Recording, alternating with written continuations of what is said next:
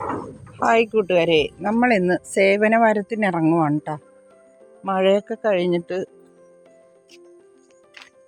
ഇപ്പുറത്ത് കണ്ടോ വഴിയുടെ അവിടെയൊക്കെ നിറച്ച് പുല്ല് പിടിച്ചിരിക്കുവാണ്. പിന്നെ കൊന്നക്കമ്പൊക്കെ വെട്ടണം, ചാഞ്ഞു കിടക്കുവാണ് വഴിയിലോട്ടൊക്കെ. നമുക്കിതെല്ലാം വെട്ടി വൃത്തിയാക്കാം.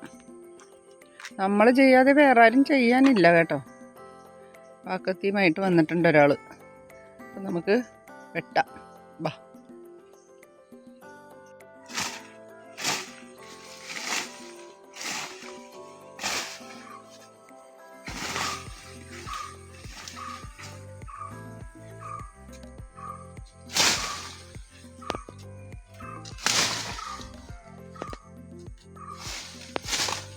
നമ്മുടെ ഇപ്പുറത്തെ പറമ്പ് കാട് പിടിച്ച് കിടക്കുവാണ്.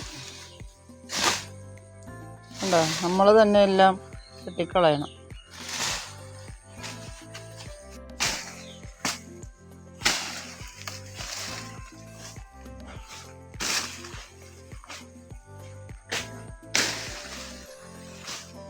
നമ്മുടെ ഇപ്പുറത്തെ പറമ്പിലേ സിംഹമോ കടുവയോ ഒക്കെ ഒളിച്ചിരുന്നാൽ പോലും അറിയാത്തത്രയും കാടാണ്. നമ്മൾ തന്നെ ഇതെല്ലാം ചെയ്യണം, അവരൊന്നും ചെയ്യത്തില്ല.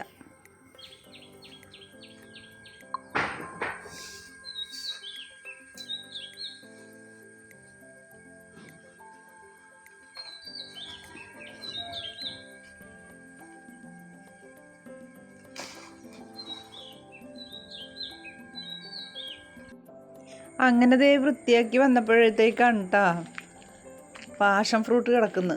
എന്നാൽ പിന്നെ ആ കൊമ്പൊന്നും കളയാതെ തന്നെ നമുക്ക് ബാക്കിയുള്ള കൊന്നക്കമ്പൊക്കെ വെട്ടിക്കളയാമെന്ന് വിചാരിച്ച് അങ്ങനെ ഞങ്ങൾ ചെയ്തിട്ടാ. കാരണം പാഷൻ ഫ്രൂട്ട് പടർന്ന് പന്തലിച്ച് കിടക്കുവാണ്. അപ്പോൾ അത് കൊണ്ട് നമുക്ക് 2 എണ്ണം ഞാൻ അതിനകത്തുനിന്ന് പറിച്ചെടുത്തായിരുന്നു. അപ്പോൾ നമ്മുടെ വഴിയൊക്കെ എല്ലാം വൃത്തിയായിട്ടാ, കണ്ടോ. അപ്പോൾ 2 പാഷൻ ഫ്രൂട്ട് പറിച്ചെടുത്തിട്ടുണ്ട്. നമുക്കിതുകൊണ്ട് ചമ്മന്തി ഉണ്ടാക്കാം. അപ്പോൾ ഇതൊന്ന് നല്ലതുപോലെ ഒന്ന് നമുക്ക് കഴുകിയെടുക്കാം കേട്ടോ. ഒന്ന് കഴുകിയെടുക്കട്ടെ.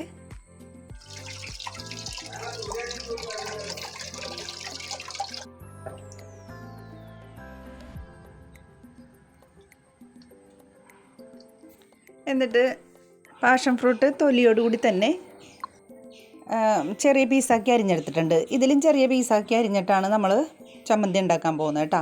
ഇതിലേക്ക് ഒരു ചെറിയ കഷ്ണം ഇഞ്ചി, 3-4 കാന്താരി, അല്പം കറിവേപ്പില, ആവശ്യത്തിനുള്ള ഉപ്പ്, പിന്നെ കുറച്ച് ചതച്ച മുളകാണ് ഞാനിവിടെ എടുത്തിരിക്കുന്നത്. അത് ഒരു ടേബിൾ സ്പൂണോളം ചതച്ച മുളകാണ് കേട്ടോ.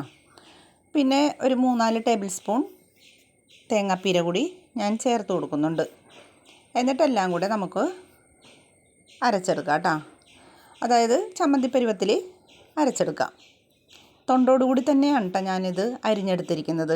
അപ്പോൾ ഈ ചമ്മന്തി ഉണ്ടല്ലോ, ഷുഗറുകാർക്കൊക്കെ വളരെ നല്ലതാണ് കേട്ടോ. അല്പം പുളിയും കവർപ്പും ഒക്കെയുള്ള നല്ല ടേസ്റ്റി ആയിട്ടുള്ള ചമ്മന്തിയാണ് കേട്ടോ. അപ്പോൾ പറ്റാവുന്നവരൊക്കെ ഒന്ന് ട്രൈ ചെയ്യണേ. അപ്പോൾ ഇനി അടുത്ത വീഡിയോയുമായിട്ട് വരുന്നത് വരെ എല്ലാവർക്കും നന്ദി, നമസ്കാരം.